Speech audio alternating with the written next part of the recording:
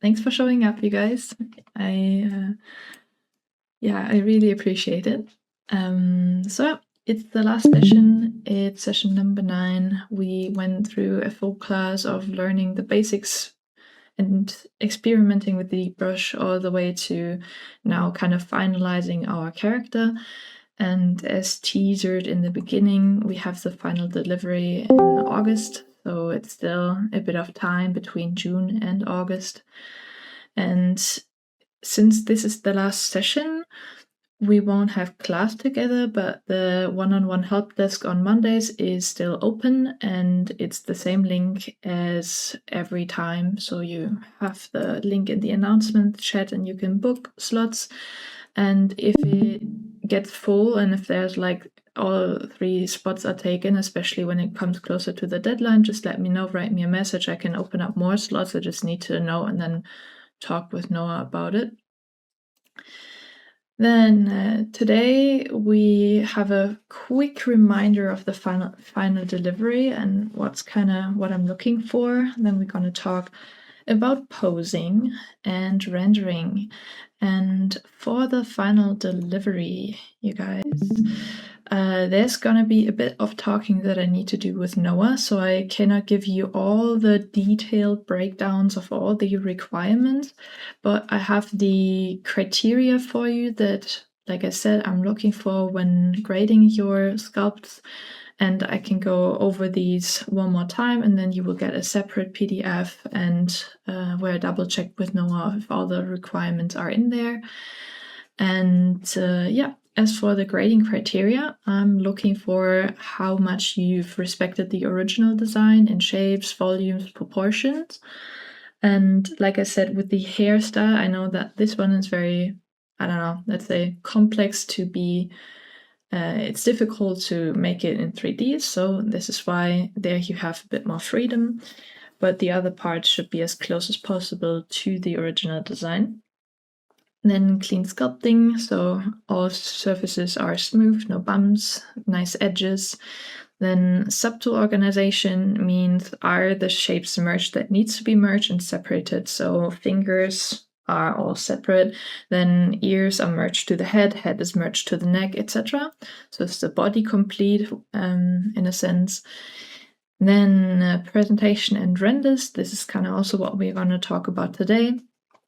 When you hand in your sculpt, there's going to be a ZTL file, so I can look at your mesh in 3D, but you also got to do some renders, and I just want to see that they're not all dark and muddy and I cannot see a thing, but they should have like an appealing light setup, nothing too crazy. I'm sure you heard about the 3-point light setup. If not, I have some resources for you too. This is not a dedicated rendering class. This will take up a lot of more time. I just want to give you some quick tips and rendering out some images. I think it's not too hard. Then completeness means both projects, with that I mean the Pokemon project and the final project, and are submitted in the format requested. As I said, the requested format's going to be in a separate PDF. Then, when I get your files and you are lots of students, I want you to clean up the files so that my PC is not exploding, because ZBrush files can get a bit big. So please, also for evaluation reasons, when I look at your sculpt, don't keep any subtools that you no longer need. If you have 2 hairs in the scene and one is hidden and one is not, or maybe both are hidden, I am not sure, like, should I take this hair sculpt or this hair sculpt? Like, which one is the real one that you want to submit in the end? So make sure that everything that's not part of the final product is deleted from your file. Then check and reduce subdivision levels if they don't add any visual difference, which means, and this is important here, I want you to subdivide your mesh to a point where the surfaces look smooth, and don't be afraid if that's like a ton of polygons, that's okay. The only thing I don't want you guys to do is like subdivide so often that you cannot even tell the difference between the subdivision levels anymore. But I do want you to subdivide until surfaces are smooth, because that's also part of the grading criteria here. We want to have clean, smooth surfaces, and you get that by subdividing. And if you don't do that, the surfaces won't look nice and polished. So this is why. And last point, very important, is save as a ZTL and not as a project file. And this will also save some space. And also the upload slot on Moodle. There is a maximum, like a limit to what I can set it to. And with the ZBrush file, sometimes it can exceed it. If that happens, let me know before the deadline and we can talk about it. If there's any things you can do to reduce the polygon count, but I think it should be fine since we're doing only one character and not two.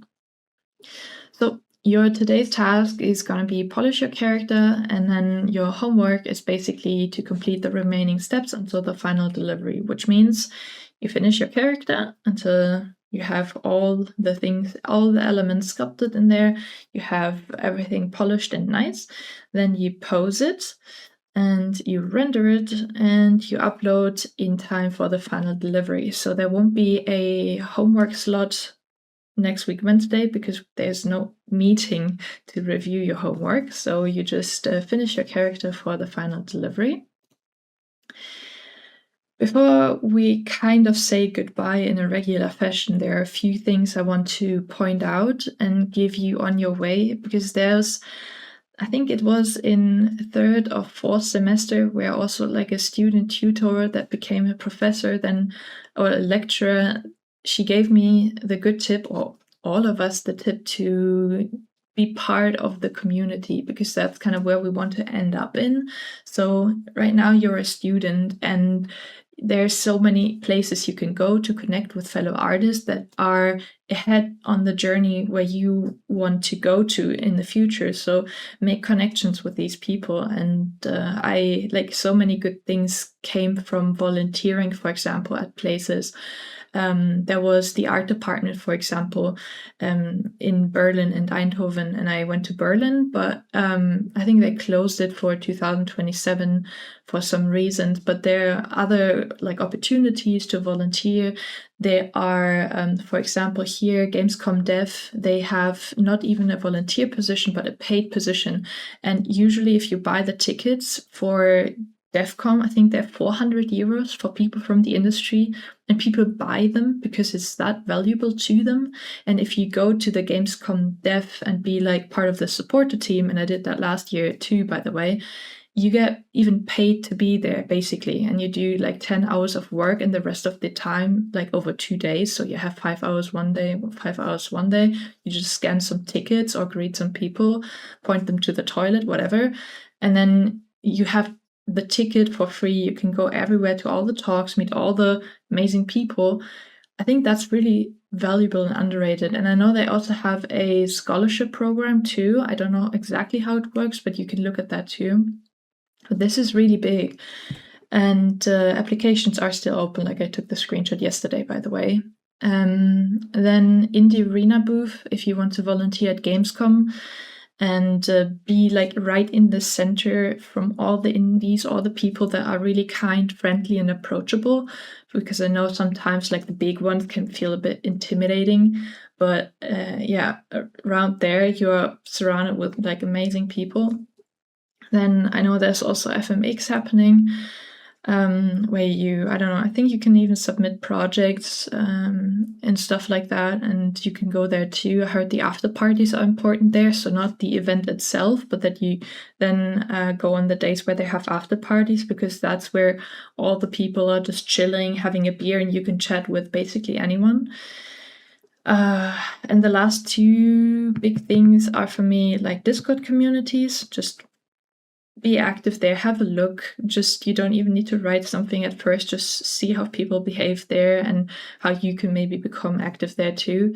And the last one would be the rookies. And I just I would have wished someone would have told me sooner about it, so this is why I'm telling you now. It's kind of a community that supports students to get a foot in the industry. And what they do is they host a annual rookie awards, and you even get a certificate in the end. And it's really, if you have that certificate and you get, for example, an A grade, or even become the rookie of the year, it's kind of like you're famous. People will hire you right out of school, basically. So they give students visibility, and you have a community that supports learning and give you resources to meet amazing people too. And they have a Discord server as well if you want to have a starting point, and over there they host like events, talks, panels, whatever. And the awards, like I said, also happening. Doesn't hurt to submit something. You get a certificate, like I said. And I just wish someone would have told me about it, because, like I said, it's only for students and people 1 year after graduating. After that, you cannot kind of participate. So yeah, that much about that. And one last thing is I'd like you guys to give me some feedback, like basically what went well, what didn't. And also, I'm really interested in the workload. So I will send you guys a survey in the next couple days, just for me to kind of, I know how long I need for these assignments, but I want to hear from you, like how long does it take you, and which parts maybe felt a bit rushed, overwhelmed, or whatever. So there's going to be a survey, and please fill it out for me to make the class for next year even better. And that's it. With that, we dive back in ZBrush. I have, as always, a cheat sheet for you too. Today, with the posing topic, we're going to talk about T-Pose Master, and here are just some shortcuts for that, and also the Decimation Master to export your project, like your character, to other projects. Okay, gonna change my screen here. One more thing about the videos is about what's coming ahead. So it's basically 3 things. It's first the grading PDF with all the details. Second is the survey, and third is I did not forget about what you said in the first survey with what you want to learn. And I looked through the responses again, and I think a big part of it was covered already, but then some very specific topics like alphas and creating, for example, scales on skin, etc., they kind of did not find a place in this class. So I want to make a video where I cover that and go over some like additional final tricks that I want to share with you. And maybe I can point at some resources, for example, how to sculpt a skull or foliage, because I'm not a pro in foliage sculpting, but I'm sure there are amazing people out there, and I will see if I can find some. Okay, the T-Pose Master. So basically what we're gonna do is, if you have the custom UI, we're gonna use these 2 buttons. So it's not that crazy, it's pretty easy. And I personally had never issues with the T-Pose Master, but while preparing the class for today, I realized that many people encounter bugs. They had like kind of a mini trauma because they spent hours posing their character and then it did not work. And I got a bit surprised, because for me it worked perfectly every time, but yeah, maybe I just intuitively didn't break the mesh or whatever. But yeah, let's first talk about how these 2 buttons can help us pose our character. And right now we have tons of different meshes like that. They're all separate.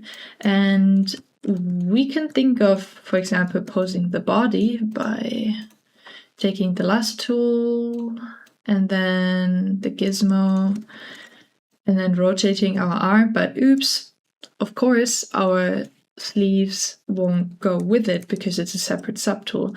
And these 2 buttons allow us to adjust all of them at the same time. So I'm gonna press T-Pose Mesh, and it's gonna collapse my entire stack here on the right side to just one singular mesh. So you can see it's now one singular mesh, and I can mask off multiple subtools, and which means I can also control multiple, like I can rotate, for example, this one here with the sleeves. And you exit this mode because after you did all your changes, let's do maybe nothing too crazy. Should have left more space here between the arms. You can use symmetry. You need to activate symmetry here one more time if you want to use it at first.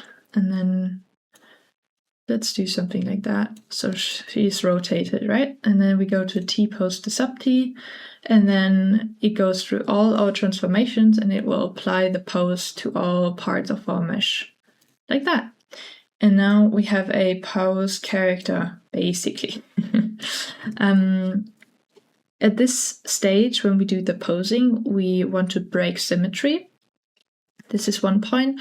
Second point is, after we do these transformations, there's very likely some parts that we need to clean up. So right now I didn't really take care of the transformation too much, but there will be parts that you kind of need to clean up in advance, like after that. The transition areas, or if you want to bend the elbow, then you gotta see if this part is still nice and pretty. But yeah, this is basically the 3-point step that you do. You click this button, you pose your character, you click that button. And you can find these here in the transform menu too. No, it's in the Z plugin, and then transpose master. They are right here. Okay, so things can break if you have meshes partly hidden. So if for some reason you have some part of your mesh hidden, like the fingers here, let's do that one more time. T-pose mesh. And we didn't see that this happened, and now I'm making changes to my character, like so. And I go to this mode again. You see, it did not match. It did not apply. It applied it to the ones that are fully visible, but the one where I, like the base body where I hit the geometry, it did not apply this. So this is one thing that can happen, but to avoid it, basically you just make sure everything is visible and not partly hidden. And then what you can also do, because people got really paranoid apparently, but you can exit the posing mode by pressing subtool T from time to time. So don't spend 2 hours posing your character, but in between make some save stops at 30 minutes, I think. Then you go back, check, is everything working? And then saving should happen before you start posing at all, so that you have a post file. This is important because you're gonna submit an a post file too. So definitely have an a pose of your mesh before you start posing. Then you save another file, and in the other file you're gonna do the posing. And B, don't save while you are in this transpose master mode. So if you kind of, I'm done for the day, I want to turn it off, then you go to T-pose again so that you see all your subtools, and then you're going to save your project, and not in between and everything's merged. So this is what to look out for. Then one more important thing. If I use this button, you see that suddenly my dress, like my clothing, gets really low subdivision, and then my body not so much, and the hair too. This is because if you enter this T-pose mesh, it will automatically switch to the low subdivision level that you have. And for my character, it's pretty high actually, and then for the skirt, it's pretty low. So if you, but I need to check with the body, it shouldn't be that high, I think. Maybe I just made a really high poly version, but it looks pretty smooth for me. Oh yeah, no, never mind, I just had a very high poly one. But yeah, this look of it being smoother is because I used here the geometry, this one. So this is the actual skirt. And then you can see if I apply it, and this is now my actual geometry, and I enter this mode. You can see that now my this one first. And you can see my skirt has more resolution. So with that in mind, you have control over, like, if you need to insert edge loops, if you need to apply modifiers beforehand to make your posing life easier, or you know where the fault is when your mesh is just too high to be posed. Just imagine the head is really, really high density, and then like smoothing, for example, the mask isn't working properly, then this is because the resolution you have, the low subdivision level, is too low on your mesh. Yeah, and the last bit is probably keep everything that's hard surface, or the eyeballs, for example, keep them in a nice shape.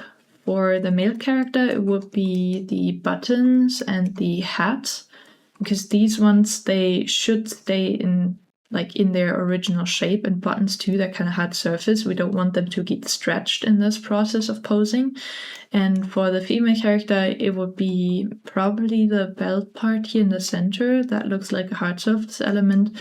And for both characters, it would be the eyeballs too, if you do some posing. So if you are in this mode, you can indeed stretch your eyeballs, and we don't want to do that. If it happened to you slightly, let's first say how you can avoid it. So you kind of mask them off while you do some work on the face. But if you post them slightly, we can go back. Take some time to go through all the subdivision levels, but yeah. And then you can go into the individual subtool and then just go in the timeline back until you have your not deformed results, which is here for me. And then you can just pose it in this mode as well. Yeah. Now I destroyed my mesh. Really hard to look at her in this way. Okay, so that's it for the T-pose master. I would say that's not too scary. You can use that in every part of production, by the way. So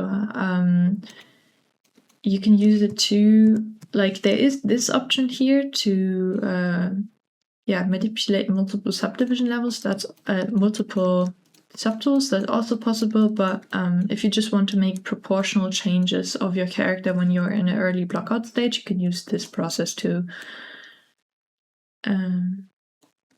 Yep, let's kind of bring it into a kind of normal position. All right. Then as for the character rendering, you can do that wherever you want, basically. So you can do it in Maya, Blender, ZBrush, and Marmoset too. And since there are tons of resources about Blender and Maya and ZBrush, and I have some links for you that I put in the presentations chat too for finding tutorials on in each of these software. But Marmoset, I would say, a bit lesser known, and I mean, it's you're only in the second semester here, but I think it's a great tool, and I use it personally for rendering before I move to Unreal Engine for rendering, and I want to show you how it's like. It has a free trial that you can use too, and I'm going to do a small demo for how to render in Marmoset. But to export our character into another software, there are a few things we can do or need to do in order that our PCs are not exploding. So ZBrush is really great with handling lots of polygons. Other software, not so much. And right now my mesh is not dense, but I will demonstrate to you how you can kind of, in the very last step, reduce the polygon count. So let's say I subdivided this one more time. Or I do have multiple subdivision levels, high subdivision levels here. So let's say that's the polygon amount that I have for this character. And if you close this bar, you can kind of see it here. So it's, I think, 3 million polygons roughly. And that's pretty high. And we can go to these two buttons here, and they can also be found in Z plugin decimation master up here. And then here you can see these buttons here. So what we need to do is basically first press the first button, pre-process, which is ZBrush scans our mesh. So press that one once, and you can see it's analyzing the mesh and processing. It's not really doing anything, but it's gathering information about our mesh. So this takes a bit of time, and depending on how big your mesh is, it takes more time. So we let it load.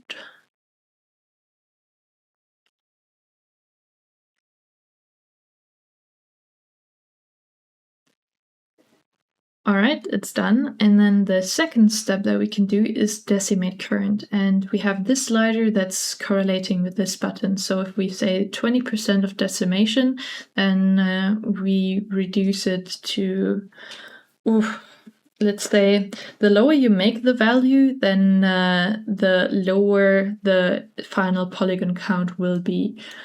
And yeah, so let's, I think 20 is by default, like the default value of 20 is most of the time a good one. But let's see, well, the final goal here is that we don't see a change in visual quality. So let's go. And it's already done, and we can see like very slight triangles, but not too bad. I would say that's okay. We can then go Control Z one more time back. Maybe instead of 20, we do 30. And it's done, and I couldn't see a difference. Like if I get super close, yes, then I can see, and we can see it triangulated the mesh, and it reduced the polygon count from 3 million to 944,000. So it's, yeah, a big improvement in performance. And I would then go in the subtools that are really big. Like you don't need to, if this is very low, you don't need to do that here, but the ones that are really big, and you just do the pre-process per subtool. So it's not ever like it's doing it per subtool. You can see that the other topology here is not changed at all. Okay. And just because I want to tell you guys one more time, you save one version where a character is still in A pose. You save a second version where a character is posed, but still in its original form. And then you save a third version for everything that's decimated. Just because I don't want you to shoot yourself in the foot where you have only the triangulated version of the decimation master, and it kind of lost your detail, and you don't have the kind of possibility to smooth things out again. So you kind of make backup files in each step. That's really important. And with our final mesh, we can go to Z plugin and then export, FBX export import, then select it, and I just leave it here. Oh, very important. We need to switch it from selected to visible. What does that mean? If I have selected enabled, I will only export the body. So the subtool that I have selected right now, which is the body. So if I would hit export, I only export the body, but I want to have everything that's visible in the viewport right now.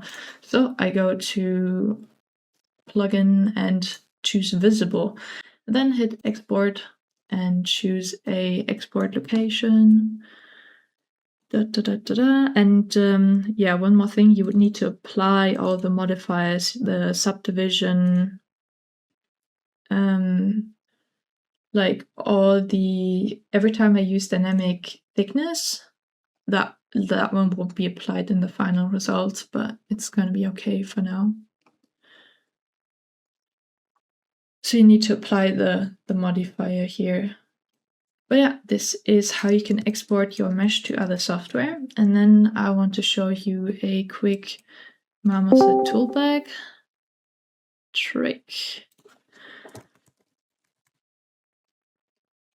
Let's open this one. There we have it, and I can just drag and drop it in the viewport. Gonna take some time to load, and here we go. So we see our mesh, we have some gray materials. These ones are for every poly group that we have in ZBrush, I think. And or for every subtool, I think it is. And here we can see all the separate meshes that we have not merged are still separate here, but we have a bigger container up there. And first thing we need to know is scale. How big is our mesh? Because we have not a grid here. We can go to the render gear and then check, where is it? Show scale reference. And there we have it. It's our mesh is kind of in the floor and the center would be up here. So we just take our mesh and then move it up here, but it's kind of roughly at the correct size. So we have 180 centimeters roughly. So it can be that for some export your mesh is way too small or way too big. So always check with this size reference one time to see if you are kind of roughly in the right scale. Then what we can do too is have a shadow catcher. This one will be visible when we add some lights. So then we have the sky. So everything kind of important is happening up here, and over there we can do the material work. Right now we kind of have this blurry sky, which is called the ambient sky. And then we can switch to different modes here. So we can have the HDRI clear and blurred and ambient. I think ambient looks very good because we're doing stylized work. We don't kind of need the realistic detail in the background. And you could even, if you want to, switch it to a solid color to whatever you like. So it's really simple and easy. Let's go to blurred sky for now. And then you have different presets up here that are in there already. So you kind of pick a lighting scenario that you like. For example, let's say the mountain sunset. And then I can also have the brightness of, like, you can see that my character is lit by this HDRI automatically. So there are kind of lighting is happening, color information too. And with this one, you can control how much. And with this one, you can simply hide the colors of the background, but the lighting is still applied like that. Yeah, and since we want to light our character ourselves, what I usually do is I keep a bit of this lighting information, just some ambience, but not too much. And most of the lighting work I do with like creating my own lights. And you can do that with this light button in adding a new light. And it will add this new light in the angle where you're looking at your character. So if we think of the 3-point light setup, we want to have one that's kind of our key light. So I will do this one. And you can see it added the light exactly where my camera was. And I can see if it's fitting or not. I think it works mostly, maybe a bit like that. Okay, then we want to have a rim light. So I'm going to move my camera here, place it kind of the opposite way, slightly to this side, and add a new light. You can also rename them here. So we have one key light, we need one rim light, and the rim light we want to have really bright, so that when we look from the front, we get this nice edge. This one's maybe a bit too much. And then what we can also do here very easily is adding some width. Oh, that's so far. And length to our lights, so that, let's see, do you see how the edges change, like the rim light edges change on her face? So by playing around with that one, we can, for example, get one rim light that's across the entire body, which is, I think in this case, really nice. So kind of can move it here, and then with the overall width, we control how soft it is. So it gets, the smaller you make the light, the sharper it gets, and then the wider we make it, the wider it gets too. So I just make it slim, and I think like that. And then the last one that we need, this one is a bit too far. The last one that we need is kind of one that fills the black gaps here, because right now they are kind of in the shadow, and if we don't have the sky brightness. It's kind of black and we don't want it to be pitch black. So we position our camera in a way where we look at all the black parts basically, and like that. And then we add a fill light, and the fill light is going to be not too bright because then we don't have any kind of visual hierarchy, then our model is just flat. We want to have the dark shadowy parts, but then just not black, so we just make them a bit like this. And the fill light is most of the time also a bit soft, because you just want to enlighten the dark parts. And here we have it. Part of our character is lit.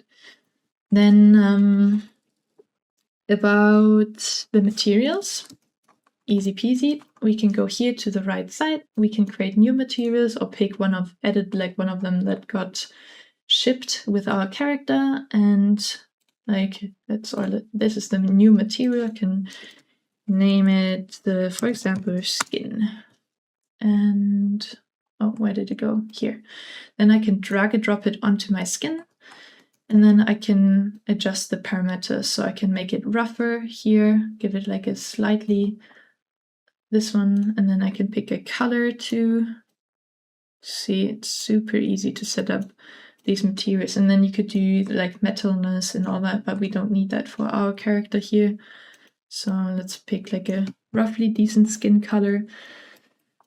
And regarding the skin tones, and this is going to be in the final PDF too, but the character artist, she did these color schemes, and I'd like you to pick one of them so that, while there's like not a final uploaded version of her final color design choice, we can just pick one of these.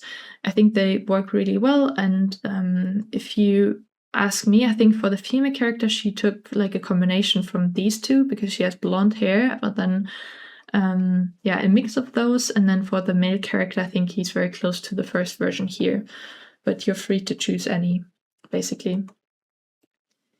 Okay, but picking the color is not like, for example, with the eyes. What if we want to have like the pupils and we painted some, for example, maybe gradient information on the skirt, or we, I don't know, want to do some painting on the ears to give her some blush, then we would do that in ZBrush and then do some poly painting on the character here.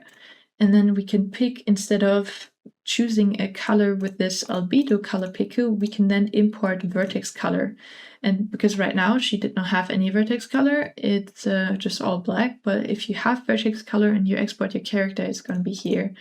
Or for most of the character, you can just stick to albedo, and then that one works already. Okay, and then you can do a new material, and this one's gonna be her dress. So it's gonna be a blue dress, like that. And then this way you can pose your, like, color your character. But we also need to kind of put the final, like do your final render. And for that one, instead of a new light, we want to add a new camera. Wow. So we kind of pick our angle like that. And then it's saying with the light, I add the new camera in the way that I look at the character. So I can kind of pose my character already in this way. And then I hit the camera icon, and then it's added a camera number 1. And you can see here in the viewport, this is my main camera. This is camera 1. Right now they're in the same position. So let's go back to main camera, and you can see, oh, here's my new cool camera looking at my character. And with a split screen, like I said, it would have been really nice. But right now, if I want to make any adjustments to the camera number 1, I can either click it here, or I can switch to camera 1 here and then move my camera. And you can see now that my camera has moved to my viewport position.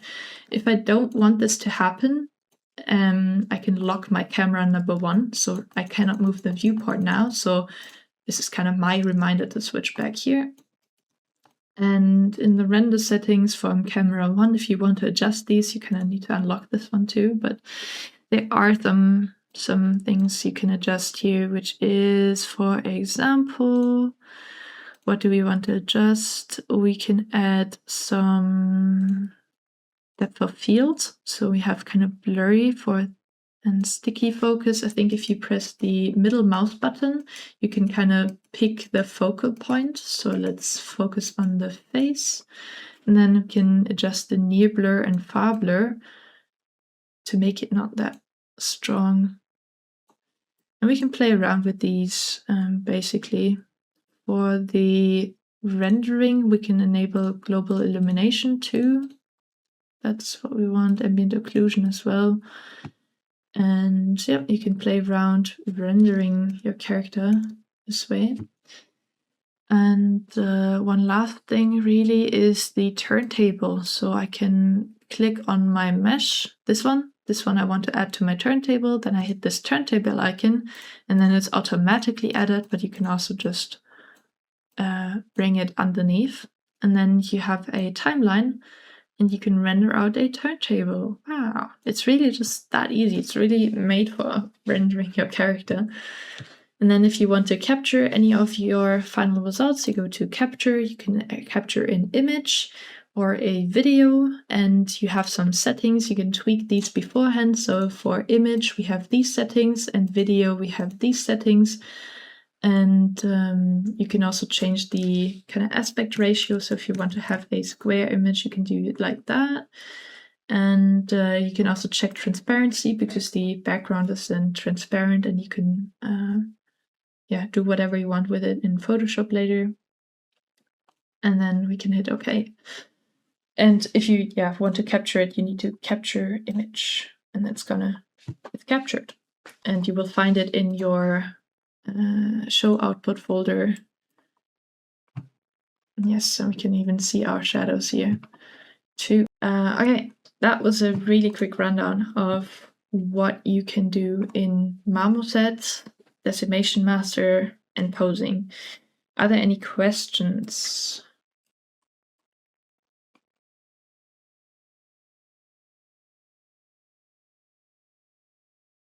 Yes, it will. So the data on let's see. So let's paint BPA. Before I did that, yes, and now I flood my character with white, fill object, and then BPA, I paint this one. If I decimate, like, the color information is stored on a vertex basis. So if I do the preprocess current on this one and then decimate, it's gonna be like, it's fucked. Because the polypaint information is stored there. So yeah, if you use, like, most of the character is flat shaded, so you can do the decimation part very easily. If you want to give her some blush, for example, here on the face, that could work with the decimated version too. But yeah, otherwise, if it's possible, you then just take the high resolution mesh and export it over. So let's go to decimate current, and boom, it's gone. Why? Because it created completely new topology, and I can now paint on it again, but since we talked about it, it's all stretched, etc. Because that's what it does, right? The areas that need less polygons, they will be stretched. And so polypainting with the decimation is difficult. Maybe a slight blush could work. BPA, let's try that one. Oh, that was really late. I think, if you just want to have something slightly, it works. But if you want to sculpt, paint precise stuff, it's also because I use my mouse, not my pen. I think this could work. And for general soft gradients and all that, it works. But if you want to sculpt something precisely, not so. Yeah, I mean, this, something like this would work. Make the ears a bit more red and the nose. And then for the lips, if you don't go too low in decimation, it kind of works, but it's not as crisp. And then, of course, lines, etc. won't be so nice. Yep. Good question. Any more questions?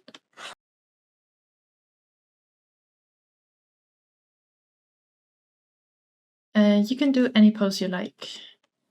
It should be not too extreme, like no yoga pose where she's like extremely bended. It will also result in more work for you because you need to fix a lot of things. Just a nice, simple standing pose. You can get inspiration for how to pose characters from looking at character art on ArtStation and see how they pose the character. Most of the time it's just a nice relaxed standing pose where the hip is shifted a bit, the weight is on one leg, the other one's more relaxed, and then you kind of break asymmetry. So everything that's symmetrical looks stiff. So you want to tilt the head a bit, you want to tweak the eyebrows, you want to maybe give her a smirk or make the mouth a bit asymmetrical. And then you can take inspiration from the original turnaround sheet as well, where parts were asymmetrical. And break the symmetry in this part.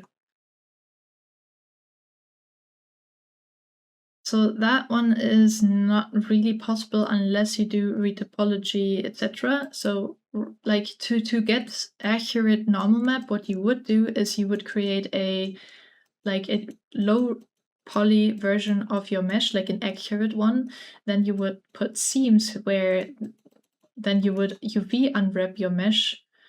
And then you can use textures that then follow how a normal texture would look like. There is the possibility to, if you have an object in space, no matter how it looks like this, to add for example, t-shirt textures. But this t-shirt texture will be in world space. So for example, it can be that the texture is going in this direction. But then this is not realistic for clothing. The pattern should follow exactly like as if you were sewing it together. So in the front part, it needs to go in this direction. In this part, it needs to go like that. And if you use this, if you don't have UVs and want to do directionality, no, this is not working, unfortunately. So for the bending, for example, you want to, the grain of texture of fabric is kind of like stripes, right? So if you want to have stripes that look good on this character, they would need to go this way. And you can only achieve it if you have like an unwrapped version and then you have a straight texture and then this one is kind of the same, But if you use this world thingy, it's the textures would look something like this, and this is not accurate. Was that understandable? I'm not sure if that was. Okay, that sounds good. And then we jump into the breakout sessions, look at your work, and then hopefully go into a very soon-ish weekend.